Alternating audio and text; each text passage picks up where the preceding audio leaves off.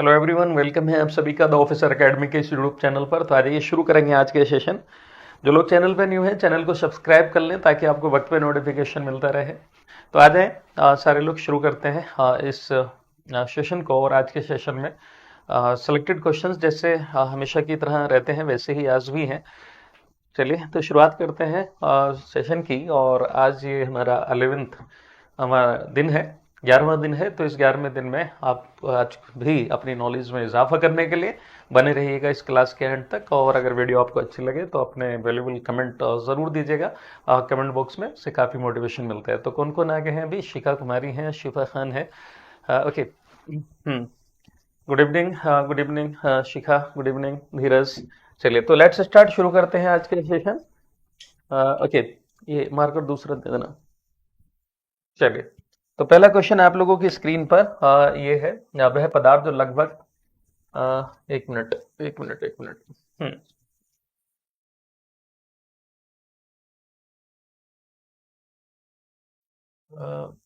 कौन से ऐसे, एक मिनट, अभी एक मिनट जरा।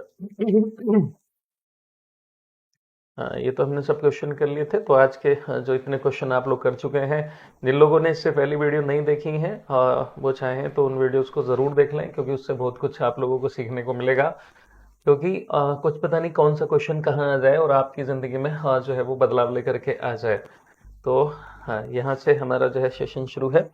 चलिए, हाँ तो ये था हमारा, यहाँ से शुरुआत करेंगे। तो पहला क्वेश्चन आप लोगों की स्क्रीन पर ये रहा। राइजोबियम बैक्टीरिया, जो राइजोबियम बैक्टीरिया का नाम आप लोगों ने सुना होगा वो क्या है? राइजोबियम बैक्टीरिया, या बैक्टीरिया को आप कह सकते हैं क्या? जीवाणु। क्या? जीवाणु। राइजोबियम बैक्टीरिया या जीवाणु। बैक्टीरिया जो है वो हिंदी में बोलते हैं। और जैसे देखा जाए सही मायनों में तो बैक्टीरिया प्लुरल होता है और सिंगुलर को हम क्या बोलते हैं? बैक्टीरियम बोलते हैं। तो इस चीज का भी ध्यान रखेंगे, कहीं कहीं क्या है ऐसे लिखा जाता है। तो राइजोबियम बैक्टीरिया क्या करता है? पाचन में मदद करता है, या फिर नाइट्रोजन स्थिरीकरण में मदद करता है, यानी नाइट्रोजन फिक्सेशन में मदद करता है, या रोग पैदा करता है, या उपरोक्त में से एक से अधिक, या इनमें से कोई भी नहीं। What should be the exact answer? चलिए जल्दी जल्दी से वीडियो को शेयर कर देंगे और अपने लाइक वगैरह जो है करते रहिएगा, एंड तक बने रहिएगा इस सेशन में। हाँ ठीक है। हाँ तो बताओ इनमें कौन सा सही आंसर आप लोगों का होना चाहिए? ठीक है। तो जो राइजोबियम है, राइजोबियम क्या होता है? एक बैक्टीरिया होता है जो किस में पाया जाता है? खास करके जो लेग्यूमिनस प्लांट होते हैं। देखिए, जो दलहनी पौधे होते हैं जिनसे हमें दालें प्राप्त होती हैं, उनको हम दलहनी पौधे कह देते हैं। क्या बोलते हैं? दलहनी पौधे कहते हैं। और इनको हम इंग्लिश में बोलते हैं लेग्यूमिनस प्लांट, यानी जिनसे हमें लेग्यूम प्राप्त होती हैं, दालें प्राप्त होती हैं, यानी पल्सेस। तो हम इनको लेग्यूमिनस प्लांट भी बोल देते हैं। ठीक है ना? तो जैसे मान लो कोई प्लांट है, ठीक है, लेगुमिनस प्लांट है, तो उसको अगर इस तरह से देखेंगे तो जैसे मान लो प्लांट है तो उसकी जड़ों में क्या होगा? रूट नोडुल्स होंगे, जिसको मैं भी आपको एक रियल डायग्राम दिखा करके भी समझा दूंगा। ठीक है। तो इसमें क्या होता है कि जैसे आप ऐसे पौधों को उखाड़ करके देखें, उसमें ऐसे गांठें सी बनी होती हैं, और उन्हीं गांठों को हम क्या है, क्या बोल देते हैं? रूट नोडुल्स बोल देते हैं। क्या बोल देते हैं? रूट नोडुल्स बोल देते हैं। इनमें नाइट्रोजन को फिक्स करने वाले बैक्टीरिया भरे रहते हैं। नाइट्रोजन को फिक्स करने वाले बैक्टीरिया भरे रहते हैं, समझ रहे ना? तो अब क्या है, देखो यहाँ पर सही आंसर आपका बी हो गया। तब आप लोगों ने नाइट्रोजन फिक्सेशन पढ़ा होगा कि नाइट्रोजन फिक्सेशन कितने स्टेप में पूरा होता है। आप सब जानते हैं कि एटमॉस्फेयर में, यानी वायुमंडल में जो आपकी एयर होती है, वायुमंडल में एटमॉस्फेयर में जो एयर होती है, हवा होती है, वो सिर्फ ऑक्सीजन नहीं होती। That is the mixture of several type of gases and dust particles as well. तो इसमें क्या है, डस्ट पार्टिकल्स भी होते हैं, लेकिन क्या है, मेन गैस जो होती है नाइट्रोजन होती है। आपने पढ़ा होगा कि इसमें लगभग है ना कितना, 78% नाइट्रोजन होती है, और 21% के आसपास मान के चलें ऑक्सीजन होती है। 0.03% जो है, 0.03% जो है वो क्या है, CO2 होती है ना। 0.91% के आसपास आर्गन होती है, और बाकी ट्रेस गैसेस रहती हैं। तो ये जो नाइट्रोजन है, नाइट्रोजन जो है वो खास करके बहुत ज्यादा आवश्यक होता है। चलिए मैं पेज ले लेता हूँ दूसरा। तो जो नाइट्रोजन है, याद रखिएगा, जो 78% नाइट्रोजन मौजूद है एटमॉस्फेयर में, उसको पेड़ पौधे सीधे सीधे नहीं ले सकते। तो जो 80% नाइट्रोजन है, इसको सीधे नहीं ले सकते प्लांट। तो उनको क्या है, कन्वर्ट करना पड़ेगा नाइट्रोजन को, कि इनकी जो सुटेबल फॉर्म होती है जिसमें प्लांट ले सकते हैं। तो याद रखिएगा, पेड़ पौधों को नाइट्रोजन को अगर लेना है तो वो किसकी फॉर्म में लेंगे, नाइट्रेट की फॉर्म में लेंगे। नाइट्रेट क्या होता है, NO3 माइनस होता है, ये आयनिक फॉर्म होती है, इसी को प्लांट्स ले सकते हैं, नाइट्रेट की फॉर्म में ही ले पाएंगे। समझ में आगे बात ये। अब ये जो नाइट्रेट है, इसको कन्वर्ट करना ही जो है नाइट्रोजन फिक्सेशन वगैरह ये कहलाता है। कई तरह से नाइट्रोजन फिक्सेशन होता है। जब ठंडरिंग होती है, जब बिजली कड़कती है, तो उस दौरान भी क्या है, नाइट्रोजन का फिक्सेशन होता है। एटमॉस्फेरिक नाइट्रोजन कन्वर्ट हो जाती है किसमें, नाइट्राइट में, देन आफ्टर नाइट्रेट में कन्वर्ट होती है। इसी तरह से फ्री बैक्टीरिया होते हैं जो सॉइल में पाए जाते हैं, मिट्टी में पाए जाते हैं। आपने नाम भी सुना होगा, नाइट्रोसोमोनास, नाइट्रोसोकोकर, है ना, नाइट्रोबैक्टर, ये सब नाम सुने होंगे। वो भी नाइट्रोजन फिक्सेशन करते हैं। लेकिन जो राइजोबियम होता है, ये जो है वो किस में रहता है, जड़ों में रहता है। और ये लेगुमिनस प्लांट के साथ किस रिलेशन में रहता है, याद रखेगा, सहजीविता दर्शाता है। सहजीविता को आप बोलते हैं वही सिम्बायोसिस को दर्शाता है। इसका फायदा ये है कि ये पेड़ पौधों की जो रूट नोड्यूल्स होती है, मतलब उसकी लेगुमिनस प्लांट की जो रूट नोड्यूल्स होती हैं, उसमें जो है अपना जीवन यापन करता है। और पेड़ पौधों को इससे ये फायदा है, पेड़ पौधों को मतलब इनको लेगुमिनस प्लांट को, दलहनी पौधों को ये फायदा है कि उनको नाइट्रोजन फिक्स करके बैक्टीरिया दे देता है। इसलिए दोनों को म्यूचुअली फायदा होता है, म्यूचुअलिज्म को दर्शाते हैं, सहजीविता को दर्शाते हैं। तो सहजीविता के बहुत से एग्जाम्पल हो सकते हैं। तो ये रूट में होता है। हाँ, अब एक चीज और कि नाइट्रोजन इनको क्यों जरूरत पड़ी, तो आप सब जानते हैं कि जो पल्सेस होती हैं, पल्सेस को आप क्या बोलते हैं, दालें बोलते हैं। तो जो दालें होती हैं, इनमें जो है वो आपने पढ़ा होगा कि प्रोटीन का रिच सोर्स है। प्रोटीन जो है वो प्रचुर मात्रा में पाई जाती है। और प्रोटीन को लेने के लिए जब हम, है ना, बात करें कि दालों की, तो दाल है ना, उसमें प्रोटीन होगी। और प्रोटीन जो है वो किस चीज से मिलकर के बना होता है, आप सभी ने पढ़ रखा होगा, एमिनो अम्लों से मिलकर के क्या बनती है, प्रोटीन बनती है। और अभी जो ज्ञात अम्ल हैं, अमीनो अम्ल है मानव को, वो 20 हैं, है ना। इन्हीं में तरह तरह की जो है ये अलग अलग अमीनो एसिड मिलकर के तरह तरह की प्रोटीन बना सकते हैं, जिनके बीच में अमीनो एसिड के बीच में जो बॉन्ड बनते हैं, वो कौन से बॉन्ड होते हैं, वो पेप्टाइड बॉन्ड कहलाते हैं। याद रखिएगा, अमीनो अम्ल के बीच में जो बंध बनते हैं, वो कौन से, पेप्टाइड या पॉलीपेप्टाइड या पेप्टाइड बंध जो है इनके बीच में बनते हैं। तो हाँ, मैं बताना ये चाह रहा था कि नाइट्रोजन के लिए अगर अमीनो की जरूरत है, अमीनो अम्लों की जरूरत है, तो जाहिर बात है कहीं पर लिखा है अमीनो, है ना, क्या लिखा है, अमीनो। तो आप सब जानते हैं कि अमीनो का मतलब क्या है,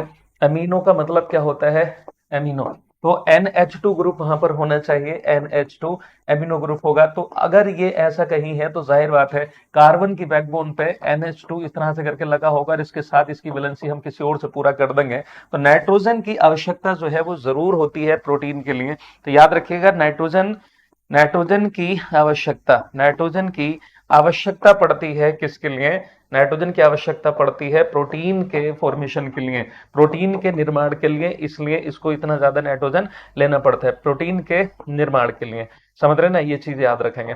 अब देखो एक चीज और मैं बता दूं कि हमारी जो मसल्स बनी होती हैं वो प्रोटीन की बनी होती है। इसलिए अक्सर कहा जाता है कि जो लोग अपनी बॉडी चाहते हैं मस्कुलर बॉडी बने, क्योंकि बॉडी बहुत ज्यादा अच्छी होती है, शरीर बहुत ज्यादा अच्छा होता है। अगर मैं ह्यूमन की बात करूं, मानव की बात करूं, जिसमें मांसपेशियों का अमाउंट ज्यादा हो, और है ना, और जो फैट वगैरह हो वो थोड़ा कम हो, तो प्रोटीन ज्यादा इंटेक करने के लिए अक्सर जो है कहा जाता है, ठीक है ना। तो यूरिक एसिड बढ़ने लगता है उससे। तो चलिए, ये वाला आंसर जो था आपने देख लिया। अब यहाँ पर आप एक चीज समझिएगा, देखो रियल में जब आप कभी इस प्लांट को देखेंगे, तो इस तरह से होता है जैसा आप यहाँ पे देख पा रहे हैं, तो ये देखिएगा गांठे गांठे सी बनी हुई है। ये जो गांठे गांठे सी बनी हुई है, इन्हीं को आप क्या बोलते हैं, रूट नोडुल बोलते हैं। तो आप कोई सी भी दाल का प्लांट उखाड़ के देख लेना, चाहे वो मूंग की दाल हो, चाहे वो सोयाबीन हो, चाहे वो आपका उड़द की दाल हो, है ना, या अरहर की दाल हो, किसी को भी आप ऐसे उखाड़ करके देखिएगा, तो इसके उसमें जो है ये भरा होता है। ठीक है। हाँ, तो प्रोटीन ज्यादा लेने की से भी दिक्कत होती है। मैं बता दूं, आजकल जो डिब्बे वाली प्रोटीन आती है, उससे भी बहुत सी दिक्कतें हो रही हैं। तो आप जो है ये वाली, है ना, देखिए, मान के चले, तो इसमें क्या भरा होगा, इन गांठों के अंदर क्या भरा होगा, राइजोबियम नाम का बैक्टीरिया रहेगा। एक चीज और मैं बता दूं, यहाँ से एक और क्वेश्चन आता है, जब कभी किसी ऐसे प्लांट को उखाड़ करके देखेंगे, खास करके दाल के किसी पौधे को उखाड़ के ऐसे देखेगा, तो उसमें एक लाल रंग की जड़ हो, ऐसा लगेगा लाल रंग होता है जड़ों में, लाल रंग, है ना, किसमें होता है, जड़ें जो होती हैं इसकी, उसमें लाल रंग नजर आएगा। तो याद रखिएगा, उसको हम बोलते हैं लैग हीमोग्लोबिन बोल देते हैं। क्या बोलते हैं इसको, लैग हीमोग्लोबिन। तो लैग हीमोग्लोबिन का मतलब क्या होता है, हीमोग्लोबिन तो सही मायनों में देखा जाए तो मानव में पाया जाता है, या फिर जो जितने भी मैमल्स होंगे उनमें पाया जाता है ना, आरबीसी में जो हीमोग्लोबिन होता है उसी की वजह से लाल रंग होता है। तो देखो ये जो नाम रखा है लैग हीमोग्लोबिन, क्या नाम रखा है इसका? Lag haemoglobin. ये जानते हैं क्यों नाम रखा है लैग हीमोग्लोबिन? वो इसलिए रखा, लैग का मतलब यहाँ क्या है? लैग का मतलब लेग्यूम होगा। लेग्यूम का मतलब होता है दालें, यानी दालों में जो ये लाल रंग आता है वो लैग हीमोग्लोबिन कहलाता है। इस चीज का विशेष ध्यान रखेंगे। ये हाँ, ये जो है रूट है, ये जो है आप देख रहे हैं रूट है, यहां से नीचे ये रूट है। समझ में आगे बात? ये बिल्कुल। अगले क्वेश्चन पे चलते हैं। अगला क्वेश्चन है कोशिका चक्र। देखिए जो सेल डिवीजन आप पढ़ते हैं, सेल साइकिल पढ़ते हैं, उससे रिलेटेड एक क्वेश्चन है। हाँ, तो कोशिका चक्र के किस चरण के दौरान गुणसूत्र सूक्ष्मदर्शी से दिखाई देने लगते हैं? अब आप एक चीज समझ रहे होंगे, देखिए जैसा आप पढ़ते हैं कि गुणसूत्र होते हैं और उनकी शेप ऐसी वैसी होती है, ऐसा पढ़ा होगा, लेकिन सही मायनों में देखो इधर देखेंगे, ये जैसे मान लो सेल है, सेल का ही न्यूक्लियस है। नॉर्मल अगर आप उसको देखेंगे, जो इसके अंदर डीएनए होता है, तो वो डीएनए इस तरह से करके ऐसे भरा रहता है, क्रोमेटिन फाइबर बोलते हैं हम इसको, इस तरह से करके हमारा डीएनए भरा रहता है। तो इसमें आप क्रोमोसोम यानी गुणसूत्र की शेप नहीं देख पाएंगे। तो ये जो अंदर भरा होता है इनको हम बोलते हैं क्रोमेटिन फाइबर। क्या बोलते हैं इसको? क्रोमेटिन फाइबर बोल देते हैं, क्रोमेटिन तंतु बोल देते हैं इनको। समझ में आगे बात? ये लेकिन जब इसको हम निकाल के देखें और जब हम मतलब क्रोमोसोम की शेप इस तरह से करके आपको नजर आने लगे, वी टाइप की या फिर इस टाइप की, एल टाइप की, है ना, या फिर जो है इस टाइप का आर्म्स ऐसे नजर आने लगे, है ना, देन क्या है, बीएलजे, है ना, इस तरह से करके। तो ये जो मेटासेंट्रिक, सब मेटासेंट्रिक, टीलोसेंट्रिक, एक्रोसेंट्रिक, ऐसे करके शेप होती है इनकी। ठीक है, तो आप ये बताओ कब देख पाओगे ऐसा? ऑप्शन है आपका जीवन चरण में, जीवन चरण में, आज मैं सारा समझा दूंगा यहाँ पर सभी का सभी। देन क्या है, एस चरण में, एस चरण में।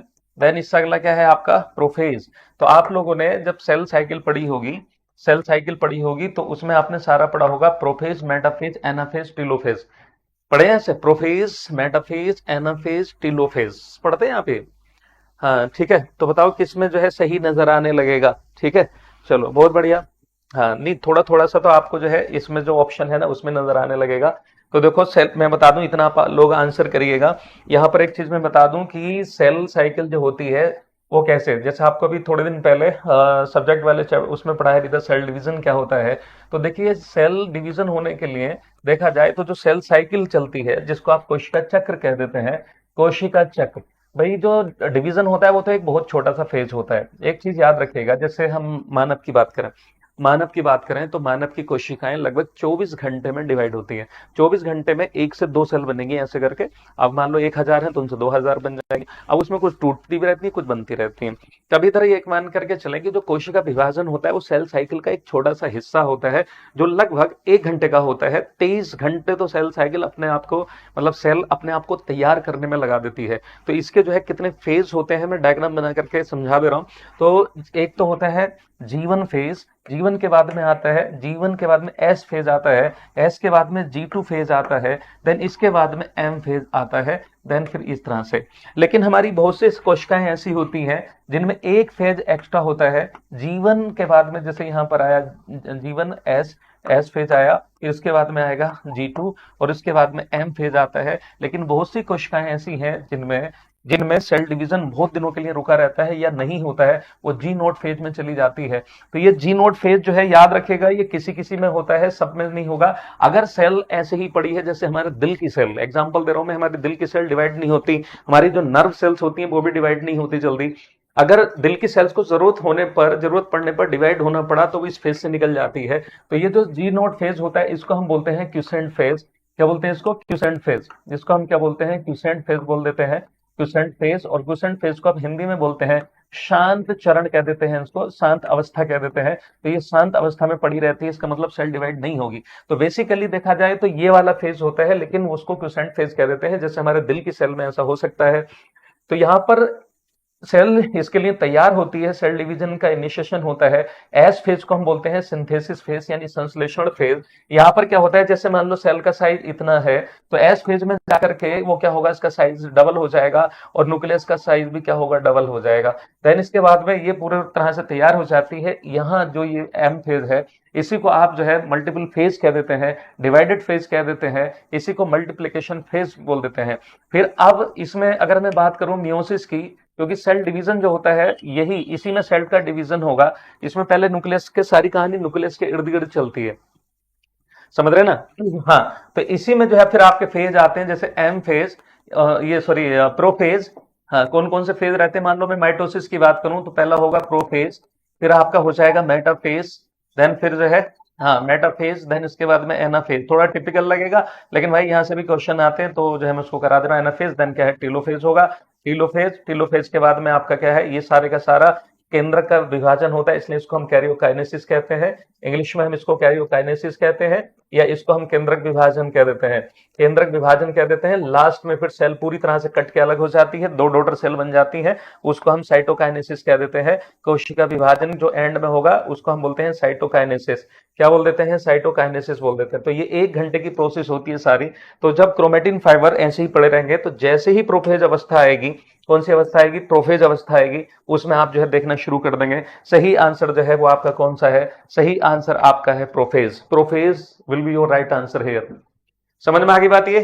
याद रखिएगा। हाँ, प्रोफेज यहाँ पे सही आंसर था। उससे भी ज्यादा अच्छे आपको नजर आएंगे मेटाफेज में, बट मेटाफेज ऑप्शन में नहीं है, यहाँ पर आपका यही फेज है, याद रखिएगा। ठीक है। हम्म।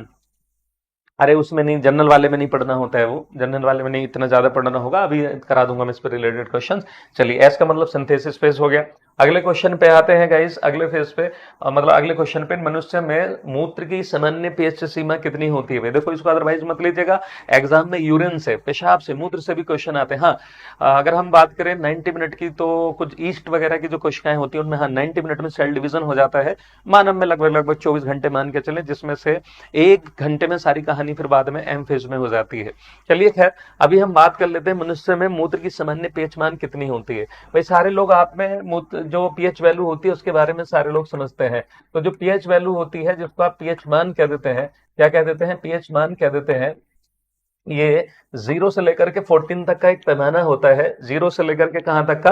14 तक का एक पैमाना होता है, 14 तक का।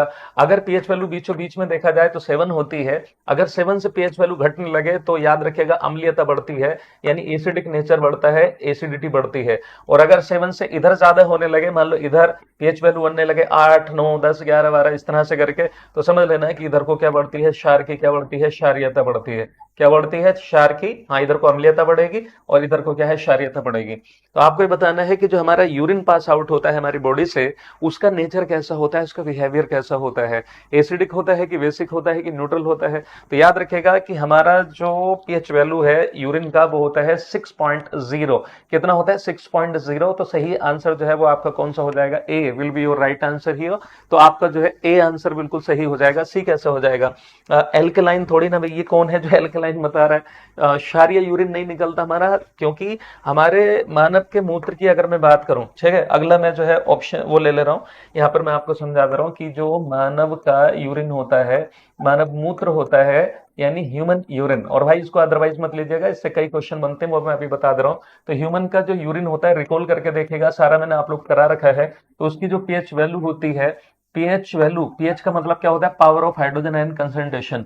तो पीएच मूल्य जो होता है इसका, पीएच मान जो होता है वो कितना हो जाता होता है? 6.5 होता है, 6.0 होता है। तो आप ये कहेंगे कि हल्का सा क्षारीय, सॉरी अम्लीय, हल्का सा क्या होगा? अम्लीय होगा।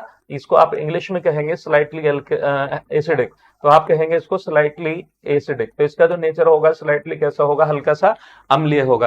अब इतना ज्यादा भी अम्लीय नहीं होगा कि इसमें बहुत बड़ा एसिड है, लेकिन हाँ इसमें याद रखिएगा कि इतना होता है। इसी तरह से यूरिन का जो पीला रंग होता है, आपसे क्वेश्चन पूछेगा कि यूरिन का पीला रंग एवं गंध, यूरिन का पीला रंग एवं गंध किसके कारण होती है? तो आपका आंसर होना चाहिए यूरोक्रोम। आप कई किताबों में आप यूरोक्रोम लिखा देखते हैं, और कई बार जो है कुछ टीचर बताते हैं कि यूरोक्रोम ही डिफरेंट है, क्या है? तो देखिए इसी को हम यूरोवायलिन भी कह देते हैं, इसी को हम यूरोवायलिन भी कह देते हैं। ये क्वेश्चन आपका यहीं से बनेगा, यूरोवायलिन। और इसी की वजह से हमारी जो मल पदार्थ होता है, टॉयलेट होती है, मल पदार्थ का भी पीला रंग अगर बनता है, मल पदार्थ का पीला रंग, तो वो भी इसी की वजह से होता है। आपने कभी देखा है कि बच्चा अपनी मदर का दूध पीता है, अपनी मदर का दूध पीता है तो व्हाइट रंग का ही तो दूध पीता है, है ना, व्हाइट रंग का दूध पीता है, लेकिन उसको जो मल पदार्थ उसकी बॉडी से निकलता है, टॉयलेट जब वो करता है बच्चा, तो देखिएगा नॉर्मल बच्चे की पहचान होती है कि अभी इसका पेट जो है बिल्कुल सही है, तो येलो कलर की जो है वो टॉयलेट करता है। वो येलो कलर की टॉयलेट क्यों करता है? क्योंकि जो हमारा लीवर होता है उसमें बाइल जूस बनता है, पित्त रस बनता है, जो जिसमें जो पित्त रस है उसमें बाइलोरुबिन, वाइलिवर्डिन नाम के जो है कंपाउंड्स होते हैं, और उसकी वजह से क्या है, वही यूरोवाइलिन या यूरोक्रोम बनता है। इसी वजह से बच्चे की जो टॉयलेट होती है वो भी जो है कैसी, येलो कलर की होती है। वन मोर थिंग कि बच्चा अगर ग्रीन कलर की टॉयलेट करने लगे तो इस बात का इंडिकेशन होता है कि वही क्या है, जो है उसको ठंड लगी है। तो इस तरह से एक चीज याद रखिएगा। अब जो हमारा यूरिन होता है, हाँ ठीक है, यूरिन का एसिडिक नेचर आप लोगों ने सबने समझ लिया। इस पर और भी क्वेश्चन आते हैं कि यूरिन काला क्यों होता है, यूरिन जो है लाल क्यों हो जाता है। यूरिन है ना, इससे रिलेटेड है।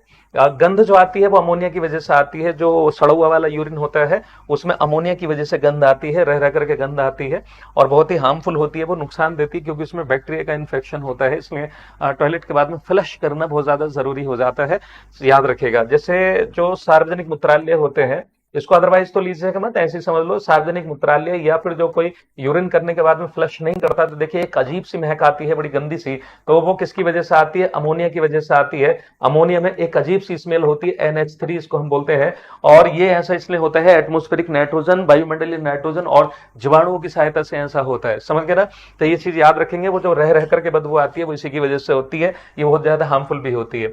बिहार शिक्षक भर्ती 4.0 की ऑफलाइन टेस्ट सीरीज शुरू हो चुकी है, मतलब हो जाएगी कल से, 9 तारीख से शुरू होने वाली है, 9 फरवरी से। तो इसमें जो एनरोल करना चाहते हैं वो कर लीजिएगा, फ्री है, वैसे फ्री फॉर ऑल है, आकर के दे सकते हैं। हाँ भाई, आकर के दे सकते हैं, ठीक है। तो आपको पटना में अगर आप हैं तो आकर के जो है 9 बजे से 11 बजे आप, ठीक है, माध्यम हिंदी रहेगा, आकर के अपना जो है टेस्ट सीरीज ज्वाइन कर सकते हैं द ऑफिसर एकेडमी पर, ठीक है ना। चलिए, तो अगले क्वेश्चन पे आते हैं। अगला क्वेश्चन आपकी स्क्रीन पर है। अगर, अगर इज ऑब्टेन्ड, देखिए अगर को हम अगर भी कह देते हैं, ठीक है, अगर, ठीक है। ये कौन है? यूरिन का फॉर्मूला। यूरिन का फॉर्मूला कभी पूछेगा? यूरिन कोई एक चीज नहीं होती, यूरिन में सबसे ज्यादा पानी होता है, उसमें यूरिया होता है, यूरोक्रोम होता है, क्रेटिनिन होता है, उसमें जो है डेड सेल्स होती हैं, पस सेल्स होती हैं, है ना, इतनी चीजें होती हैं, सोल्ट होते हैं, आयंस होते हैं, एंजाइम्स होते हैं, तो उसका कोई फॉर्मूला होगा? कैसा नॉनसेंस वाला क्वेश्चन कर रहे हो मेरे भाई, ठीक है, पढ़ लो जरा सही से। तो देखिएगा, अगर, ठीक है, अगर भी कह देते हैं इसको, ये अगर मगर नहीं है। अगर जो है वो क्या होता है, एक सफेद रंग का, याद रखेगा, सफेद रंग का क्या होता है? पाउडर होता है। सफेद रंग का क्या होता है? पाउडर होता है, याद रखेंगे। सफेद रंग का क्या होता है? एक पाउडर होता है, ठीक है। और जिसका जो प्रयोग है, यानी इसका जो उपयोग है, वो किस में करते हैं? तो याद रखिएगा, जेली को स्टिकी बनाने में करते हैं, जेली का थक्का जमाने में करते हैं, जेली बनाते हैं इससे, है ना। क्या बनाते हैं? जेली बनाते हैं, समझ रहे ना। तो इसको जो है किससे ऑब्टेन किया जाता है?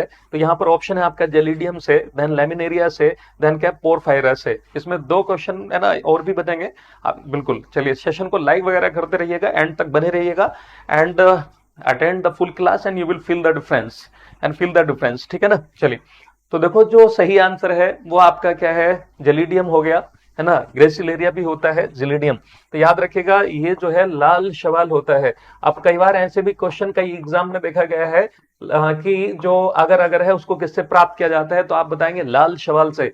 हाँ, लाल शवाल से प्राप्त किया जाता है। देन लेमिनेरिया जो प्रजाति है, ये आपके भूरे शवालों की है। ये भूरे शवाल होते हैं, भूरे शवाल का मतलब हो गया ब्राउन एल्गी। इसको आप क्या बोलते हैं? Brown algae. क्या बोलते हैं? Brown algae. तो ये हो जाएगा आपका ब्राउन एल्गी, समझ रहे ना, ब्राउन एल्गी है। समझ में आगे बात, ये तो लेमिनेरिया। देन क्या है? ये पोरफायरा। तो जो लेमिनेरिया है ना, ये भी बहुत ज्यादा इंपॉर्टेंट है। मैं कहां पे लिख दूं? यहां लिख दे रहा हूं। इससे हम क्या है, कॉमर्शियल लेवल पर, व्यापारिक स्तर पर अगर हम बात करें, तो इससे हम आयोडीन प्राप्त करते हैं। इससे हम क्या प्राप्त करते हैं? आयोडीन की प्राप्ति करते हैं। आयोडीन की प्राप्ति की जाती है, ठीक है ना। जो नमक वगैरह में मिला करके टाटा सोल्ट के उसमें भेजते हैं, वो यही होता है, ठीक है, किससे? लेमिनेरिया। और लेमिनेरिया पे एक क्वेश्चन और बनता है, इसी को हम समुद्री खरपतवार भी कह देते हैं। इसी को हम समुद्री खरपतवार के नाम से भी जानते हैं, समुद्री खरपतवार इसी को कह देते हैं। और इसी को आप एक और नाम दे देते हो, हाँ, इंग्लिश में कहते हैं हम इसको सी बीड। इसी को हम सी बीड कह देते हैं, या इसी को हम सी कैल्प कह देते हैं। इसी को हम क्या है? सी कैल्प भी बोल देते हैं। समझ में आगे बात यहां तक है? हाँ, लेमिनेरिया समुद्री घास होती है। ये किसने बोला? विकास कुमार। ओके, वेरी गुड यार, बहुत बढ़िया। हाँ, आयोडीन की प्राप्ति इसी से की जाती है। हाँ, इसी को जो है समुद्री घास या समुद्री खरपतवार भी कह देते हैं। हाँ, इसी को आप हिंदी में समुद्री घास भी कह सकते हो या खरपतवार भी कह देते हो। खरपतवार इस तरह से करके हम ये वर्ड यूज कर लेते हैं। खरपतवार का मतलब आप समझते ही हो, जरूरत के अलावा जो दूसरे प्लांट्स होते हैं उसको हम खरपतवार कह देते हैं। जैसे आपकी कोई फसल है, फसल मान लो आपने धान की फसल लगाई, तो धान के अलावा जो उसमें घास उग करके आ जाती है जिसकी हमें जरूरत नहीं है, उसको हम क्या खरपतवार कह देते हैं। तो उसकी हमें बीडिंग करनी पड़ती है, यानी उसकी निराई करनी पड़ती है, या तो हाथ से उखेड़ के या खुरपे से या दराज से की चीज से, या फिर जो हम स्प्रे कर देते हैं बीडीसाइड का इस्तेमाल करके। बीडीसाइड, तो बीडीसाइड को भी मैं बता दे रहा हूं कि अगर कहीं खरपतवार नाशी की बात करें तो जो सबसे अच्छा खरपतवार नाशी है वो आपका 2,4-D होता है। और इसकी फुल फॉर्म याद रखिएगा, इसको हम बोलते हैं 2,4 dichlorophenoxy acetic acid. 2,4 dichlorophenoxy phenoxy acetic acid, ठीक है। 2,4 डाइक्लोरोफिनॉक्सी एसिटिक एसिड इसको कहा जाता है। हिंदी में भी आपको वैसे लिखना पड़ेगा। और ये खरपतवार नाशी कहलाता है। आप इसको इंग्लिश में कहेंगे बीडीसाइड। क्या कहेंगे इसको? बीडीसाइड कहते हैं, समझ रहे हैं ना। तो ये जो आप कॉपी पेन लेकर के बैठते हो, इसमें जो है ये इंपॉर्टेंट चीजों को नोट कर लिया करो। आपके लिए बहुत ज्यादा जरूरी है, ये बहुत ज्यादा इंपॉर्टेंट है। याद रखिएगा। हाँ, 2,4-D सबसे अच्छा और सबसे पहला इस्तेमाल होने वाला क्या है, खरपतवार नाशी है। इसका क्या करोगे आप, अगर आपको घास खत्म करनी है तो आपको क्या करना होगा, स्प्रे करना होगा। तो आप जो है इसको स्प्रे करवा दीजिए खेत में, और क्या होगा, घास मर जाएगी, है ना। लेकिन सबसे अच्छा तरीका होता है कि मैनुअली आप निकालें, क्योंकि इसके साइड इफेक्ट जब और धान पे भी जैसे या किसी और उस पे मतलब फसल पे भी जाएगी ना छींटे इसकी, तो जाहिर बात है उस पे भी असर आ सकता है। तो कई बार फसल थोड़ी सी इसकी वजह से खराब भी हो जाती है, समझ रहे ना। अब देखो जैसा आपने पढ़ा था डीडीटी पढ़ा होगा, इसको बैन कर दिया गया। देखो मैं आपको बता दूं कि इसको जो है बैन किया गया, इसको जो है बैन कर दिया गया, इस पर जो है प्रतिबंध लगा दिया गया, बैन कर दिया, इसको रोक दिया गया। तो आपने इन्वायरमेंट में पढ़ा होगा कि एक रकल कार्सन करके एक साइंटिस्ट है, ठीक है, साइंटिस्ट थे रकल कार्सन। तो रकल कार्सन ने, हाँ ठीक है, रकल कार्सन ने जो है किताब लिखी, है ना। उस किताब का नाम था, अगर आप लोगों ने कभी पढ़ा हो, साइलेंट स्प्रिंग। तो इनकी किताब का नाम था साइलेंट स्प्रिंग। तो उस जमाने में इन्होंने कहा कि जो इंडस्ट्रीज में पेस्टिसाइड बन रहा है, हाँ 2,4-D क्या है, पेस्टिसाइड है, खरपतवार नाशी नहीं है, ये पेस्टिसाइड है। पेस्टिसाइड को आप बोलते हैं कीटनाशी। क्या बोलते हैं? पेस्टिसाइड को कीटनाशी कहलाता है ये। इसको आप जो है बीडीसाइड मत समझ लेना। हाँ, तो इसको जो है बैन कर दिया गया क्योंकि ये लंबे समय तक एनवायरमेंट में पड़ी रहती है, नॉन बायोडिग्रेडेबल है, जल्दी से ये निम्नीकृत नहीं हो पाती, जैव निम्नीकृत नहीं हो पाती, इसको बैक्टीरिया फंगस जल्दी से खत्म नहीं कर पाते हैं। इसलिए ये फूड चेन में आकर के बायो एक्युमुलेशन की प्रोसेस से, जैव संचय की प्रोसेस से बायो मैग्निफिकेशन, जैव आवर्धन करने लगती है, जिसमें क्या है बॉडी में अमाउंट बढ़ने लगता है और बहुत सी जो है ना प्रतिबंध, हाँ प्रतिबंध, हाँ इसको लिखे प्रतिबंध नहीं, सॉरी, प्रतिबंध लगा दिया गया था इस पे। तो हाँ साइलेंट स्प्रे। तो अब उन्होंने जब इस किताब में इसका वर्णन किया तो उस जमाने में जो है लोग इसी को, हाँ डीडीटी की फुल फॉर्म होती है dichloro diphenyl trichloro ethane. Dichloro diphenyl trichloro ethane, that is the full form of DDT. DDT की फुल फॉर्म मैं लिख दे रहा हूँ, है ना, क्या होता है, डाइक्लोरो, चलो हिंदी में ही लिख दे रहा हूँ, dichloro dichloro dichloro diphenyl dichloro diphenyl trichloro ethane, dichloro diphenyl trichloro trichloro trichloro ethane. याद रखिएगा। तो that is the full form of DDT. हाँ, तो उन्होंने कहा कि देखो आने वाले समय में बहुत से रोग फैलेंगे, लोग इसकी वजह से ये होगा वो होगा, है ना, इस तरह से जब बताया तो बाद में थोड़ी सी अवेयरनेस आई थी, है ना। पहले सोशल मीडिया का जमाना तो वैसे था नहीं, ठीक है ना। यहाँ तक समझ में आगे बात है। अगले क्वेश्चन पे चल, हाँ तो देखिएगा ये लाल सवाल है, जैसा आप ये देख रहे हैं लाल सवाल पे आप लोगों ने एक और क्वेश्चन पढ़ा होगा, एक और क्वेश्चन पढ़ा होगा, ये है आपका लाल सवाल जो आप ये देख रहे हैं। आपको एक सागर का नाम सुना होगा, लाल सागर। लाल सागर का रंग आयरन ऑक्साइड वगैरह की वजह से लाल नहीं है। जैसे मैं कहूं कि भाई लाल मिट्टी का रंग, लाल मिट्टी का रंग लाल क्यों होता है, तो आप बताते हैं कि भाई उसमें लोहे का ऑक्साइड होता है, जिसको आप क्या है आयरन ऑक्साइड कह देते हो। तो ठीक है, आयरन ऑक्साइड की वजह से जो है इसका रंग लाल है, लेकिन हर जगह आयरन ऑक्साइड नहीं होता। अगर मैं कहूं कि लाल सागर का रंग लाल क्यों है, तो याद रखिएगा लाल सागर का रंग लाल शवालों की वजह से लाल है। इसमें रिफ्लेक्शन होने की वजह से वो हमें कैसा नजर आता है, लाल लाल सा नजर आता है। लाल सागर का रंग लाल क्यों है, वो आयरन ऑक्साइड की वजह से नहीं है। उसमें हाँ पढ़ा होगा आप लोगों ने, यस वेरी गुड, लाल शवाल होने की वजह से ऐसा होता है। लेकिन लाल मिट्टी का रंग लाल क्यों होता है, आयरन ऑक्साइड की वजह से होता है। अगले क्वेश्चन पे चलते हैं। मानव शरीर की जैव रासायनिक प्रयोगशाला कौन सी होती है? जैव रासायनिक प्रयोगशाला किसे कहा जाता है? मानव शरीर की जैव रासायनिक प्रयोगशाला किसे कहा जाता है? ऑप्शन है आपका स्टमक। देखिए, इसको हम पेट भी कह देते हैं और इसको शुद्ध हिंदी में हम कहते हैं अमाशय। पेट को हम क्या बोलते हैं? अमाशय। देन क्या है? जिगर। लीवर को हम जिगर, और सही उसमें हिंदी में शुद्ध में देखें तो यकृत कह देते हैं। देन आंत को आंत या आंत्र कह देते हैं। तो बताओ इनमें से कौन सा सही आंसर होना चाहिए? हाँ जी, चलिए बहुत बढ़िया, बहुत ही अच्छा कर रहे हैं और आप सभी बच्चे जो है बहुत अच्छा कर रहे हैं। And keep it up. और हर दिन जो है यही सोच के पढ़ना है कि बस है ना, हमें जो है सिलेक्शन लेना ही है और बस इसके बाद में हम इस चैप्टर को क्लोज कर देंगे। हम आगे की तैयारी करेंगे अगर करनी होगी तो, या फिर हम अपनी लाइफ को एंजॉय करेंगे। तो ऑप्शन देखिएगा क्या सही आंसर होना चाहिए। तो यहाँ पर जो सही आंसर है वो आपका क्या है? लीवर। लीवर जो होता है, याद रखिएगा, लीवर हमारा जो यकृत होता है, यकृत ये इसका जो अध्ययन करना होता है, इसका जो अध्ययन किया जाता है लीवर का, तो याद रखेंगे उसको हम बोलते हैं हिपैटोलॉजी। लीवर का अध्ययन करना क्या कहलाता है? हिपैटोलॉजी। अब इसको बायोकेमिकल लेबोरेटरी इसलिए कहा गया क्योंकि यकृत में सर्वाधिक यानी सबसे अधिक क्या चलती हैं? जैव रासायनिक अभिक्रियाएं चलती हैं, बायोकेमिकल रिएक्शन चलती हैं। तो सबसे ज्यादा इसमें क्या चलती हैं? जैव रासायनिक अभिक्रियाएं। तो इसमें क्या चलती हैं? सबसे ज्यादा जैव रासायनिक अभिक्रियाएं चलती हैं। इसलिए इसको क्या है? शरीर की जैव रासायनिक प्रयोगशाला का नाम दे दिया गया। और याद रखिएगा, यकृत ही हमारे शरीर का सबसे बड़ा आंतरिक अंग है। सबसे बड़ा शरीर का क्या है? ये आंतरिक। आंतरिक का मतलब समझते ही होंगे, अंदर का। तो सबसे बड़ा आंतरिक अंग है। अगर आपसे ये कहा जाए कि भाई जो है सबसे बड़ा बाह्य अंग कौन सा है? सबसे बड़ा शरीर का सबसे बड़ा बाह्य अंग का मतलब होता है बाहर का। तो इसका फिर आप आंसर बताना पड़ेगा आपको, त्वचा। फिर आंसर आपका बदल जाएगा, यानी स्किन आपका हो जाएगा, क्योंकि हमारी स्किन सेंसरी ऑर्गन है और हमारी बॉडी का ये प्रोटेक्टिव यानी सुरक्षात्मक जो है अंग भी है। और सबसे ज्यादा लीवर पे एक और क्वेश्चन बनता है, बहुत से क्वेश्चन है वैसे इस पे। जो लीवर है, लीवर में सबसे ज्यादा याद रखेगा पुनरुद्ध भवन क्षमता होती है। क्या होती है? पुनरुद्ध भवन क्षमता होती है, जिसको आप इंग्लिश में बोलते हैं रीजनरेशन कैपेसिटी। क्या होता है? रीजनरेशन कैपेसिटी होती है, यानी लीवर का कुछ हिस्सा अगर डोनेट कर दिया जाए तो हमारा हिस्सा फिर से, हमारा लीवर का जो है वो अमाउंट फिर से पूरा हो जाता है गाइस, है ना। जैसा भी देखा होगा, एक लड़की का वायरल हो रहा है कि उसके फादर को बिल्कुल मौत आने वाली थी, बिल्कुल ऐसा मानो कि मौत से जूझ रहे थे, बट बेटी बाप से बेपनाह मोहब्बत करती है। ज्यादातर यही होता है कि बेटियां अपने फादर से ज्यादा मोहब्बत करती हैं और बेटा अपनी मदर से ज्यादा मोहब्बत करता है। आमतौर पे ऐसा होता है, थोड़े बहुत एक्सेप्शन भी होते हैं। उन्होंने, उस बेटी ने, देखिएगा कितनी वो है ना वायरल है वो आजकल, तो उन्होंने जो है अपने फादर को जो है लीवर डोनेट किया और उसका जो है अच्छा खासा हिस्सा जो है डोनेट किया। मदर मतलब जो है बेटी भी बच गई और फादर को बचा लिया। सोच के देखो, ऐसी ऐसी बेटियां हैं, सलूट है ना। क्योंकि ये सुनने में बड़ा आसान लगता है कि हम भी दे देंगे, लेकिन कहा जाए ना कि चलिए ऑपरेशन थिएटर में चलो, आपका भी जो है लीवर काट के निकाला जाएगा और आपको डोनेट किया जाएगा, हालत पतली हो जाती है बहुत से लोगों की। इतना आसान नहीं है, और जो है काफी बड़ा सा निशान मतलब चीरा लगाया जाता है। तो आप सोच करके देखिए। तो उन्होंने जो है दान किया।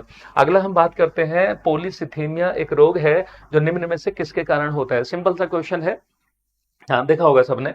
तो पॉलीसिथीमिया एक रोग है जो निम्न में से किससे संबंधित है?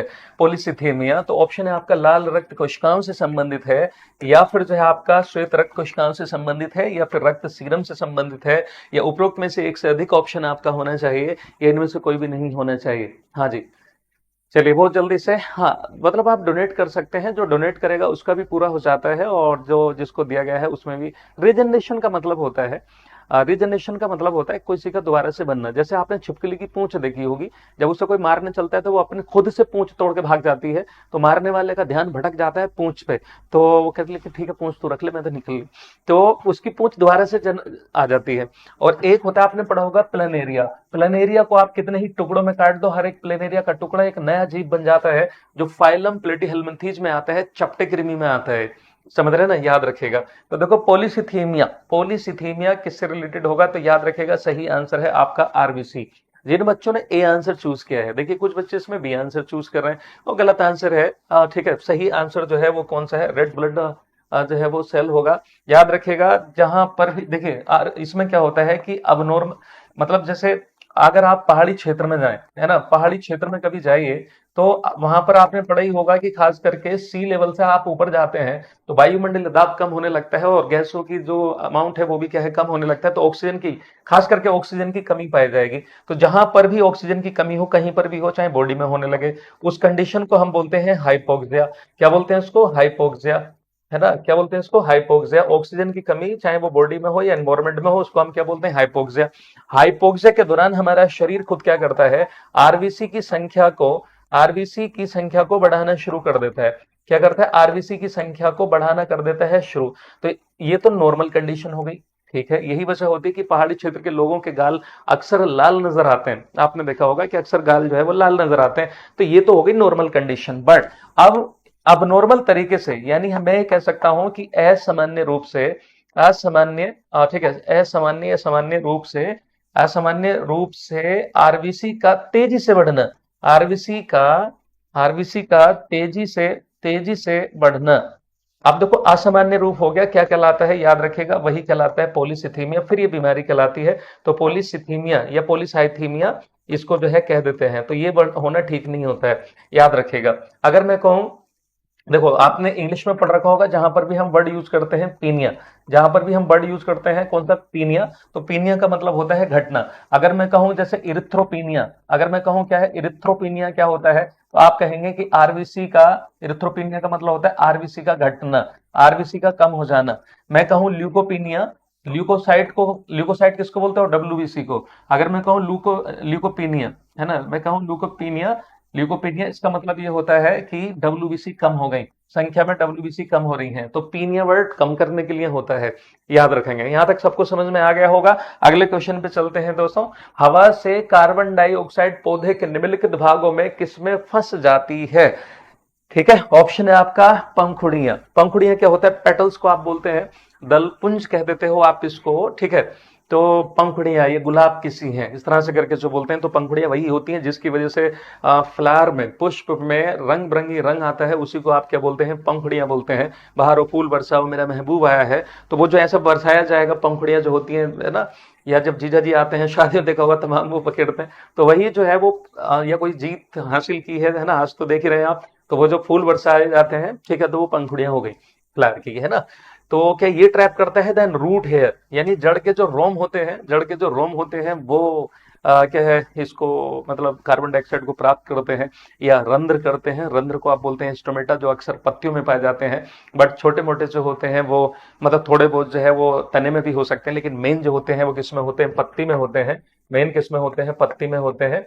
पत्ती में जो छिद्र होते हैं, पत्ती में क्या होते हैं? पत्ती में जो छिद्र होते हैं उसी को आप स्टोमेटा कह देते हैं।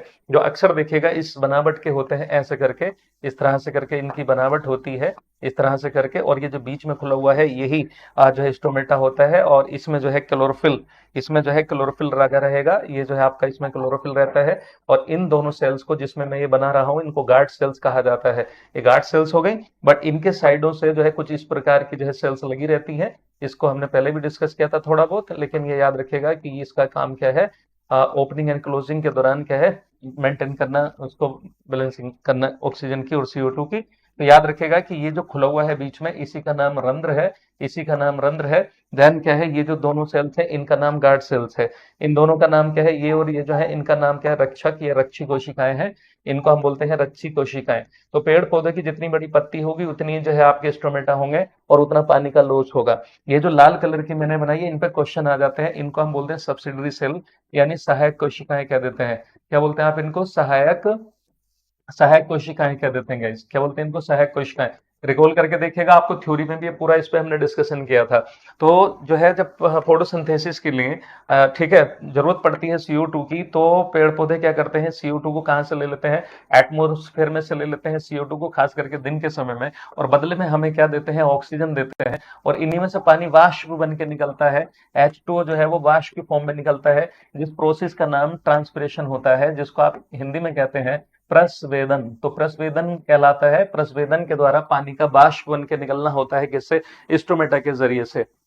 समझ में आ रही बात ये? हाँ, तो स्टोमेटा जो है खोलने और बंद होने के लिए जो जिम्मेदार आयन होता है वो पोटेशियम आयन होता है, याद रखेंगे। Potassium ion is responsible for the opening and closing of the stomata. Potassium ion जो है रंध्रों के खोलने और बंद होने के लिए जिम्मेदार होता है, याद रखेंगे।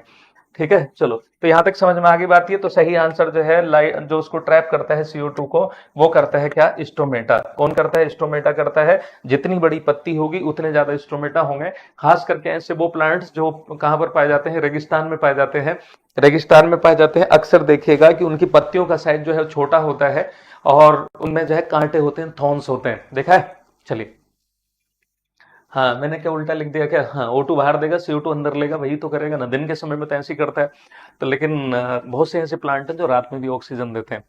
रात में भी क्या है, ऑक्सीजन देते हैं। जैसे वो होता है ना पीपल का पेड़, रात में भी क्या है, हाँ पीपल का जो पेड़ है वो रात में भी क्या है, ऑक्सीजन देता है। इसलिए जो है उसके नीचे ऋषि मुनि जो है आज भी तपस्या करते हैं। देखो वहां पर भी साइंस है, यानी धर्म में भी जो है साइंस वाली चीजें होती हैं, उनको है ना, धर्म में भी बहुत सी चीजों का साइंटिफिक रीजन होता है, समझ गए ना। समझ में आगे बात है। चलिए अगले क्वेश्चन पे चलते हैं। अगला क्वेश्चन आपकी स्क्रीन पर है। एकमात्र ऐसा पक्षी, एकमात्र ऐसा पक्षी जो आ, पीछे की ओर भी उड़ सकता है। ठीक है, बहुत ही सिंपल सा क्वेश्चन है। ओके, तो ऑप्शन है आपका गोरैया है, देन क्या है, साइबेरियन क्रेन है, देन क्या है, हमिंग बर्ड है, देन उपरोक्त में से एक से अधिक, या इनमें से कोई भी नहीं। हम्म तो हाँ, पानी का वाष्प बन के निकलना। हाँ, रात में जो है वही पीपल ऑक्सीजन देता है, रात में बिल्कुल देता है। चलिए, हाँ जी। तो एकमात्र पक्षी जो पीछे की ओर उड़ सकता है वो कौन सा होता है। तो देखो ऑप्शन है आपका गोरैया। गोरैया, पहले गोरैया बहुत ज्यादा होती थी, अब तो गोरैया भी धीरे धीरे खत्म होती चली जा रही हैं, समझ रहे हैं ना। देन क्या है, साइबेरियन क्रेन है, देन क्या है, हमिंग बर्ड है। टेक्नोलॉजी इतनी ज्यादा बढ़ रही है, लोग इतना जो है इनकी आवाज को खत्म करते चले जा रहे हैं, है ना। पहले जैसी चहचहाहट अब सिर्फ थोड़ी बहुत गांव में देखने को मिल जाती है, लेकिन पहले शहरों में भी हुआ करती थी। पहले बिल्डिंग की डिजाइनिंग ऐसी होती थी कि छज्जे वगैरह पे इनके बैठने का इंतजाम, इनके पानी का इंतजाम किया करते थे लोग। आजकल नहीं कर पा रहे हैं। तो देखो ये जो हमिंग बर्ड है, इसको हम हमिंग बर्ड भी कह देते हैं, और इसी को हम जो है गुंजन पक्षी या गुनगुना पक्षी भी कह देते हैं। देखिए याद रखना, इसको गुनगुना पक्षी भी कह देते हैं, क्योंकि पंखों को इतनी तेजी से हिलाता है, एक गूंजने जैसी आवाज आती है, गुनगुनाने जैसी आवाज आती है, इसलिए इसको गुनगुना पक्षी या गुंजन चिड़िया भी कह देते हैं। देखिए इसको हम गुंजन चिड़िया या गुंजन पक्षी भी कह देते हैं। ये इकलौता ऐसा पक्षी होता है जो दोनों दिशाओं में, यानी फॉरवर्ड डायरेक्शन में भी उड़ सकता है, बैकवर्ड डायरेक्शन में भी उड़ सकता है। आगे की तरफ भी उतनी ही तेजी से उड़ सकता है, और उतना ही तेजी से पीछे की तरफ भी मूव कर सकता है, उड़ सकता है। और दुनिया का सबसे छोटा पक्षी है ना। विश्व का सबसे छोटा पक्षी इसी को कहा जाता है। विश्व का सबसे छोटा पक्षी, विश्व का सबसे छोटा, विश्व का सबसे छोटा पक्षी है, विश्व का सबसे छोटा पक्षी है। और ये जो है सबसे छोटा अंडा भी इसी का होना चाहिए। अगर मैं बात करूं कि सबसे बड़ा अंडा जो है ऑस्ट्रिच का होता है, शुतुरमुर्ग का होता है, तो जाहिर बात है सबसे बड़ा पक्षी भी वही है। और हम पक्षियों में सबसे छोटे अंडे की बात करें, पक्षियों में, ऐसे तो कीड़े मकोड़ों के बहुत छोटे होते हैं, लेकिन पक्षियों में सबसे छोटा अंडा भी इसी का होगा। जाहिर है मैन्युफैक्चरिंग की डिवाइस छोटी है, तो जाहिर बात है प्रोडक्शन भी क्या होगा, छोटा होगा, तो सबसे छोटा अंडा इसी का होता है। समझ रहे हैं ना, ये याद रखेगा। एक चीज और याद रख लेना, जो वर्ड्स होते हैं, पक्षी होते हैं, पक्षियों का अध्ययन करना, पक्षियों का अध्ययन करना क्वेश्चन पूछ लेता है, तो ये थोड़ा सा ये ध्यान रखिएगा कि पक्षियों का अध्ययन करना कहलाता है ऑर्निथोलॉजी। क्या कहलाता है, पक्षियों का अध्ययन करना कहलाता है ऑर्निथोलॉजी। अब इसी तरह से आपसे क्वेश्चन पूछ ले कि बताओ अंडों का अध्ययन करना क्या कहलाता है। अंडों का अध्ययन, अंडों का अध्ययन भी करते हैं बहुत से साइंटिस्ट, तो इसका जो अध्ययन करना होता है वो कहलाता है ऊलॉजी। क्या कहलाता है, ऊलॉजी, है ना। ऊ का मतलब एग होता है, लॉजी का मतलब अंडा। ओ सॉरी, स्टडी, स्टडी। तो क्या हो गया, अंडों का अध्ययन करना ऊलॉजी कहलाएगा, और पक्षियों का अध्ययन करना क्या कहलाता है, ऑर्निथोलॉजी कहलाता है। ठीक है ना, याद रखिएगा। तो ये बहुत से ऐसे चीजें हैं। अब वो है कि ठीक है, हाँ, डॉक्टर सालिम अली को भारत का पक्षी मानव या पक्षी पुरुष कहा जाता है। उन्होंने काफी उस पर जो है काम किया था। ठीक है, हम उस पर डिस्कस कर चुके हैं। तो देखिएगा ये जो आप देख रहे हैं बड़ा खूबसूरत सा होता है, और इंडिया में जो है ये पाया जाता है, इंडिया में भी खूब होता है, देखा भी होगा शायद। तो इसकी इतनी खासियत होती है कि ये बिल्कुल हवा में अपने आप को देखे, कहीं पे टिका हुआ नहीं है, और फिर भी जो है फूलों के नेक्टर को, फूलों का जो नेक्टर होता है जिसको आप बोलते हैं फूलों का अमृत, फूलों का रस, ठीक है, फूलों का अमृत, या है ना, या फिर जो है वही कह लो फूलों का रस जो होता है, पुष्पों का रस, है ना, पुष्प का रस जो है उसको जो है चूस लेता है। इसी तरह से यहाँ से देखिएगा, और अपने आप को बिल्कुल हवा में टिकाए हुए है, और इतनी तेजी से अपने इन पंखों का हिलाता है, इतना ज्यादा वाइब्रेशन होता है, इतना ज्यादा वाइब्रेशन होता है कि समझ लो एक गुनगुनाने जैसी आवाज आती है। हाँ ठीक है, हाँ उसको दोबारा से करा देंगे। हाँ ठीक है, ये कौन है, स्टेटस मेकर बाद में करा देंगे भाई, ठीक है अभी। हम्म ट्यूबर का मतलब होता है ठीक है। हाँ, जैसे आलू भी ट्यूबर है, अगर देखा जाए आलू क्या है, ट्यूबर है, उसका नाम ही है सोलेनम ट्यूबरोसम। कोई नहीं, मैं मॉडिफिकेशन पे फिर से जो है 5-7 क्वेश्चन करा दूंगा। अगर उस क्वेश्चन में कोई कंफ्यूजन है कल वाले में, है ना, शायद आपने कमेंट भी किया था, तो उसको हम दोबारा करा दें, कल वाले उसमें डिस्कशन कर लेंगे, और कुछ और भी क्वेश्चन जो प्लांट के रूपांतरण से, प्लांट के मॉडिफिकेशन से संबंधित है, और भी करा देंगे। हाँ ठीक है। समझ में आगे बात, ये आज की लिखावट ठीक नहीं है आपको, ये सही नहीं लग रहा? कितना तो अच्छी वाली पीपीटी बनाई है आप लोगों के लिए, आप कह रहे हैं कि लिखाई अच्छी नहीं है। सबकी बड़ी अपनी अपनी चॉइस है, मेरे ख्याल से लिखाई अच्छी नहीं लग रही, कितना अच्छा लग रहा है। थोड़ा सा चेंज किया था, क्योंकि वैसे भी कहा जाता है कि बदलाव बहुत ज्यादा जरूरी होते हैं। वैसे भी ये कहा जाता है ना कि घर में जैसे एक ही तरफ बेड पड़ा हो, साल भर से बोर हो जाते हैं, तो जो समझदार लोग होते हैं, अक्सर देखिएगा जिनके घर में कुछ खुशी बनी रहती है, अक्सर जो है वो चीजों को पलट के रखते हैं, आप बदल बदल के रखते हैं। आपको नहीं लगता कि जब दीपावली होती है, ईद त्योहार मनाया जाता है, तो लोग जो घर में साफ सफाई करते हैं, तो देखिएगा जब घर में साफ सफाई चलती है, तो आपके घर के सोफों का पैटर्न भी कई बार बदल जाता है। ड्रेसिंग टेबल पहले इधर थी तो इधर रख देते हो, बेड का थोड़ा सा चेंज कर देते हो, कुछ है ना बेडशीट वगैरह बदल देते हो, तो चीजें जो है बदल जाती है ना, तो थोड़ा सा इंटरेस्ट बना रहता है, होता है ना ऐसा। तो थोड़ा सा मैंने सोचा कि बदल दिया जाए, बट आप लोगों को वही आदत लग चुकी है, ठीक है, वैसे ही वाला लेकर के आ जाएंगे। लेकिन बदलाव जिंदगी में जरूरी होता है। एक ही चीज एक ही चीज एक ही चीज खाते रहिए, कुछ भी करते रहिए, उससे मन भर जाएगा, इसलिए बदल बदल करके चीजें जो है जरूरी रहती हैं। घर में ही पड़े रहिए बोर हो जाएगा, तो इसलिए जो है कभी कभी घूमना भी जरूरी होता है। और आप सिर्फ घूमते रहिए, तब भी जो है आपको, है ना, एक बार घर की याद जरूर आएगी, फिर आप रेस्ट चाहोगे, तो इसलिए जो है चीजें बदल बदल करके ज्यादा जरूरी होती हैं, है ना। कितने बार कितने बच्चे जो है मेरी बात से एग्री है। मेरी बात से क्या मतलब, लोगों ने, विद्वानों ने ऐसा कहा है, मेरी क्या बात है। तो देखिए, इसको चिटिनस भी बोल देते हैं, वैसे इसको हम काइटिनस कहते हैं, है ना। लेकिन क्या है, ये इससे ट्रांसलेशन में यही आया है, तो काइटिनस, है ना, तो काइटिनस कह लीजिए, काइटिनस या काइटिनस। एक्सोस्केलेटन का मतलब होता है, इसको हम हिंदी में कहते हैं बाह्य कंकाल। देखो, दो तरह का कंकाल होता है, एक अंतः कंकाल होता है और एक बाह्य कंकाल होता है। एक बाह्य कंकाल, एक अंतः कंकाल। जैसे मानव के शरीर में अंतः कंकाल होता है स्किन के अंदर, त्वचा के अंदर कंकाल होता है। हाँ सही है ना। हाँ, और जो जैसे कीड़े मकोड़े जो होते हैं, उनके बाहर कवच होता है, बाह्य कंकाल होता है, उनके अंदर कंकाल नहीं होता। कभी ऐसा हुआ है कि जैसे आप लोगों ने कॉकरोच वगैरह को कभी मार दिया हो, या धोखे में पैर रखा गया हो, या मारने की आपने कोशिश ही की हो, तो जैसे कभी ऐसा हुआ कि कड़ाक से आवाज आई हो कि आए है इसकी तो हड्डियां टूट गई, तो क्योंकि उनमें हड्डियां वड्डियां जैसा कुछ होते ही नहीं है। लेकिन कॉकरोच कॉकरोच को तिलचट्टा बोलते हैं हम हिंदी में, उसको जब टच करके देखेंगे, तो आपको जो है टाइट टाइट सा जो है वो महसूस होगा। इसी तरह से जैसे आप मकड़ी को बाहर से छू के देखिए, टाइट महसूस होगी। केकड़े को बाहर से छू के देखिए, टाइट महसूस होगा। बिच्छू को आप बाहर से टच करके देखिए, टाइट टाइट सा महसूस होगा। बिच्छू को जिंदे को मत छू देना, वरना वो आपको छू लेगा, और ऐसा छुएगा कि समझ रहे हैं, कुछ भी हो सकता है। तो मरे हुए को छू करके आप देख सकते हैं। तो उनके बाहर जो होता है वो एक हार्ड सा जो है स्ट्रक्चर होती है। तो बताओ, काइटिनस किस में होगा? इंसेक्ट में होगा, स्पॉन्ज में होगा, या फिर जो है स्नेल में यानी घोंगे में होगा? अब आपका ये आंसर जो है यहाँ पर क्या होना चाहिए? हाँ भाई, जैसे होता है ना बाह्य कंकाल, अंतः कंकाल। सोनाली, नूर, प्रीति, रिजवान, रेहाना, शिखा, ओके, ए के शर्मा, दीपरंजन। तो अभी देखेंगे यहाँ पर, समझ लीजिएगा कि जो इंसेक्ट होते हैं, ये सही आंसर ये है, इनमें काइटनस टाइप की होती है। अब देखो, एक चीज और मैं बता दूं कि जो फंगस होता है, कवक होता है, उसकी जो कोशिका भित्ति होती है, वो भी काइटिन की बनी होती है, वो भी काइटनस होती है ना। कोशिका जो भित्ति होती है, जिसको आप इंग्लिश में बोलते हैं सेल वॉल। किसकी सेल वॉल? कवक की। कवक को क्या बोलते हैं? फंगाई या फंजाई। तो फंजाई की जो सेल वॉल होती है, वो भी किस चीज की बनी होती है? काइटिन की बनी होती है। किसकी बनी होती है? काइटिन की बनी होती है। इस तरह से करके हम लिखते हैं काइटिन। समझ में आगे बात, ये याद रखेगा। अब जो स्पॉन्ज है ना, अब स्नेल की हम बात कर लेते हैं, घोंगा।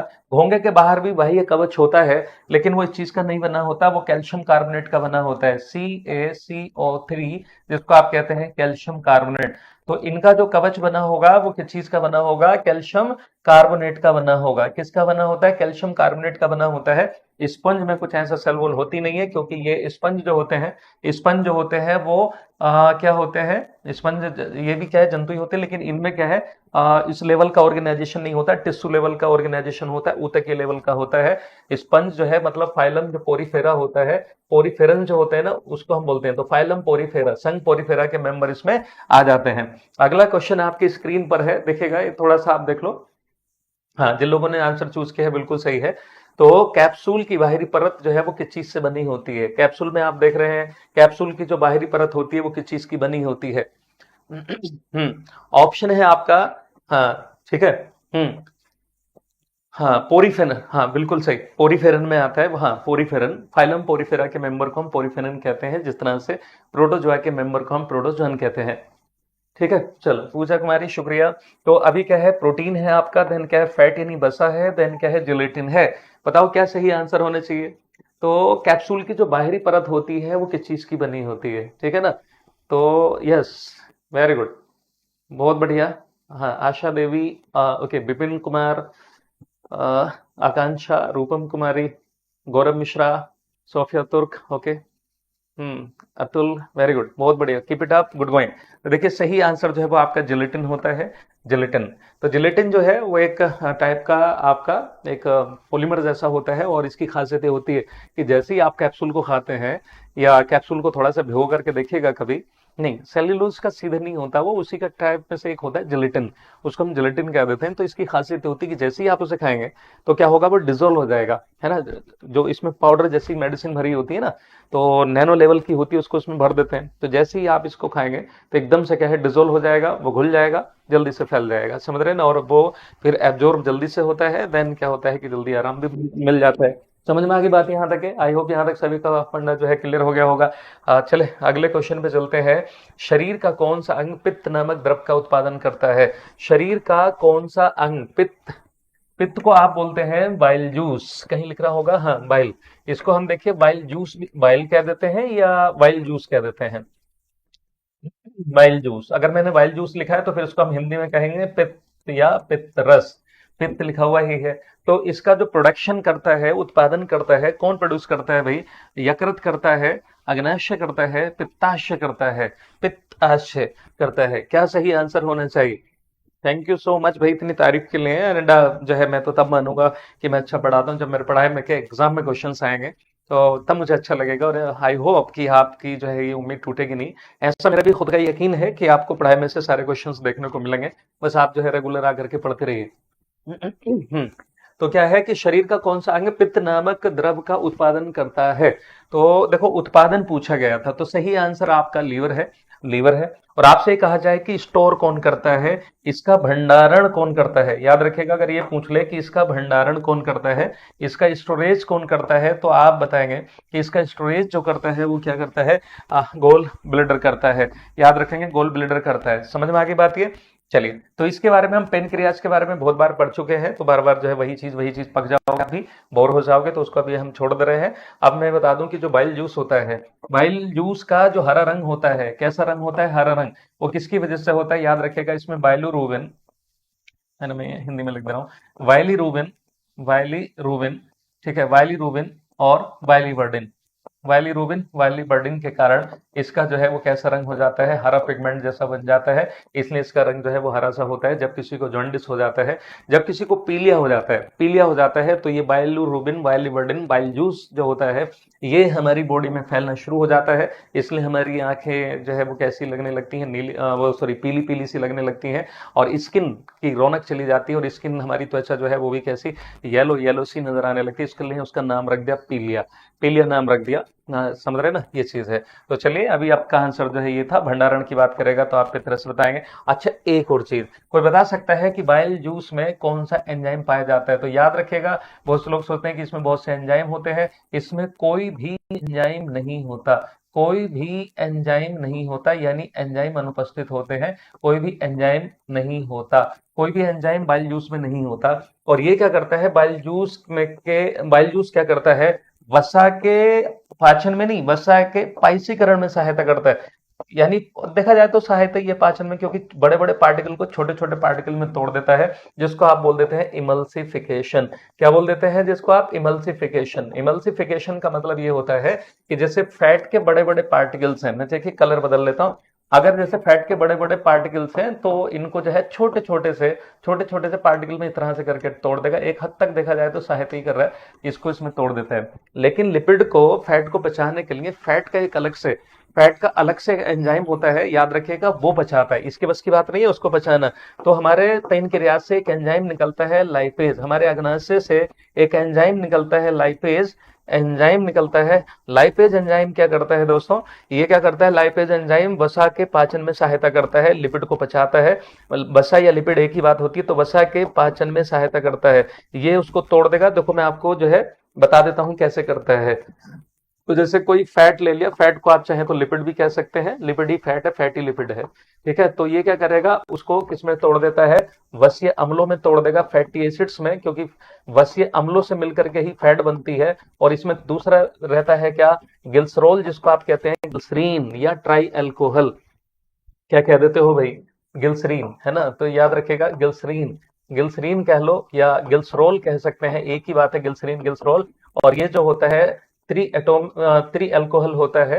त्रि अल्कोहल को आप त्रि अल्कोहल त्रि अल्कोहल को आप इंग्लिश में ट्राई अल्कोहल भी कह देते हैं। क्या कह देते हैं, ट्राई अल्कोहल कह देते हैं। इसका फॉर्मूला होता है CH2OH, CHOH, है ना, और CH2OH, ठीक है। तो ये हो गया आपका ट्राई अल्कोहल, ये हो गया ट्राई अल्कोहल यानी ग्लिसरीन, जो आप होंठों वगैरह पे भी लगाते हो और जो है मुंह पे भी लगाते हो, समझ रहे हैं ना। और जो वसीय अम्ल होते हैं ये क्या होते हैं, ट्राई ग्लिसराइड होते हैं, इनको भी मैं बता देता हूँ। ये जो होते हैं ट्राई ग्लिसराइड होते हैं, ट्राई ग्लिसराइड्स होते हैं, ठीक है। वसीय अम्ल जो होते हैं, या फिर जो है फैट को कह लो चाहे आप, समझ रहे हैं ना। इस तरह से कार्बोक्सिल ग्रुप रहता है इनमें लगा हुआ। Yes, very good. चलिए फिर से कभी जो है समझाएंगे इसको। अगले क्वेश्चन पे चलते हैं। चपटे कृमि में पाए जाने वाली विशेष कोशिकाओं के प्रकार की पहचान करें जो ओस्मो रेगुलेशन में, ये ओस्मो रेगुलेशन में मदद करते हैं। भाई पहली बात तो आपको ये समझना चाहिए कि ओस्मो रेगुलेशन क्या चीज है। ओस्मो रेगुलेशन का मतलब होता है, Pooja and life struggle, thank you so much. अभी देखिए इधर देखेंगे, जो ओस्मो रेगुलेशन है इसका मतलब क्या होता है। जैसे कहते हैं ना कि यार हमें ऐसा पानी पीना चाहिए जिसमें मिनरल ठीक ठाक होने चाहिए, और जो है ओस्मो रेगुलेशन का मतलब कि हमारा ओस्मो रेगुलेशन मेंटेन रहे। हम्म हाँ, अनु करा देंगे धीरे धीरे, आप रोज आते रहिए, कुछ ना कुछ हर तरह के क्वेश्चन हम लेकर के आ रहे हैं, हर तरह के हो जाएगा। ओके चलो, तो आप रेगुलर आते रहो, सब चीजें मिल जाएंगी आपको धीरे धीरे। देखिएगा आप कितनी क्लासेस हो गई है ना, आज इतनी क्लास लिया है ना, सैकड़ों क्वेश्चन करा डाले, ठीक है। तो उनमें देखिएगा बहुत से हमने वो डिस्कशन किया है, सारा डिस्कशन किया। तो एक ही दिन में तो आपको सारी चीजें नहीं मिलेंगी ना, एक क्लास से आप जज कर सकते हैं कि मैंने कितना कराया है ना। तो रेगुलर आप देखिएगा बहुत कुछ करा चुका हूं मैं। अगर इतने भी सेशन को पढ़ लोगे आप, तो आपकी बायोलॉजी बहुत ज्यादा मतलब अच्छी हो जाएगी। ओस्मो रेगुलेशन का मतलब होता है शरीर के अंदर लवण आयंस वगैरह के लेवल को मेंटेन करके रखना, पानी के लेवल को, आयंस सोल्ट वगैरह जो होते हैं, आयंस जो होते हैं उनके लेवल को मेंटेन करके रखना, ठीक है। हाँ बिल्कुल। अरे यार मैं आपको एक चीज क्लियर कर दूं, ये पीआरटी के लिए भी हेल्पफुल है। जो बच्चे आपने 6 to 8 का साइंस पढ़ रहे हैं उनके लिए, 9 to 10 का जो साइंस पढ़ रहे हैं, एंड जो लोग पीजीटी जूलॉजी है ना, PGT zoology and PGT botany इसको पढ़ रहे हैं, आप देखिएगा कि जितने भी साइंस के सेशन हैं इनको सबको करके जाइए, आपका यहां से भी क्लियर हो जाएगा। और हाँ, जो आपका 6 to 8 9 to 10 पीजीटी का जो जीएस में जनरल साइंस वाला पोर्शन आता है, उसमें भी आपको हेल्प मिलेगी। पीआरटी में तो इसका 16 नंबर आ जाएगा सीधे, है ना। तो केमिस्ट्री फिजिक्स बायोलॉजी मिला के 16 नंबर की आती है, लगभग 15-16 नंबर।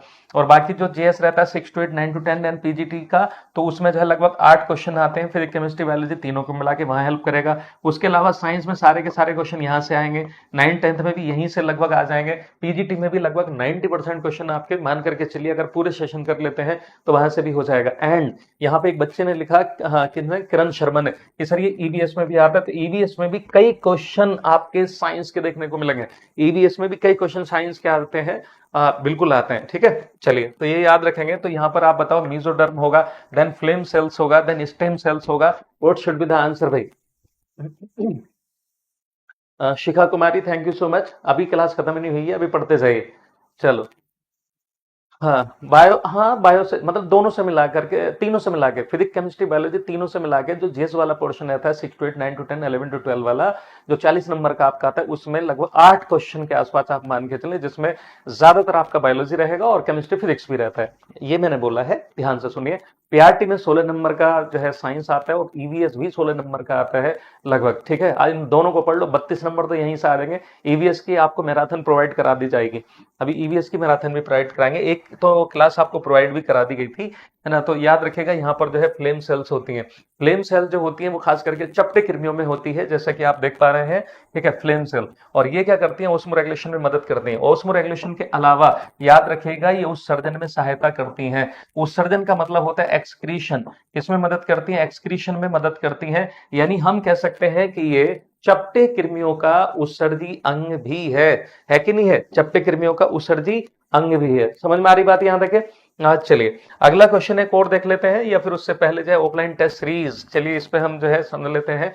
ये 9 तारीख को जो है ऑफलाइन टेस्ट सीरीज है। वेलकम है आप सभी का, फ्री फॉर ऑल है, सभी के लिए फ्री है। मौके हर बार नहीं मिलते ऐसे, और जो है कुछ अपॉर्चुनिटी ऐसी होती है एक बार कहीं दोबारा नहीं आती। जिनका इस बार सिलेक्शन हो जाएगा हो जाएगा।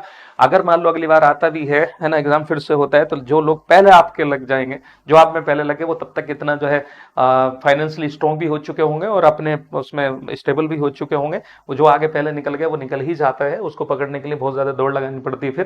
तो याद रखिएगा, आ सकते हैं आप जो है कहां पर, सेंट्रल बैंक के ऊपर, नया टोला पटना, है ना। तो नियर पीएन एंग्लो स्कूल, पारस कंपाउंड पटना, ठीक है। तो आप जो है यहाँ पे हाँ, तो ठीक है, अभी के लिए इतना। मिलते हैं आपसे अगली क्लास में। ख्याल रखें अपना, हंसते मुस्कुराते रहें। जय हिंद, जय Bharat, bye, take care. Class अच्छी लगी हो तो कमेंट बॉक्स में बताइएगा जरूर। ठीक है, चलो। पीआरटी 1 to 5 को कहते हैं यार। तो चलिए अभी के लिए इतना। जय हिंद, जय Bharat, bye, take care, good night to all. शब बखैर, जय हिंद, जय Bharat, love you to all.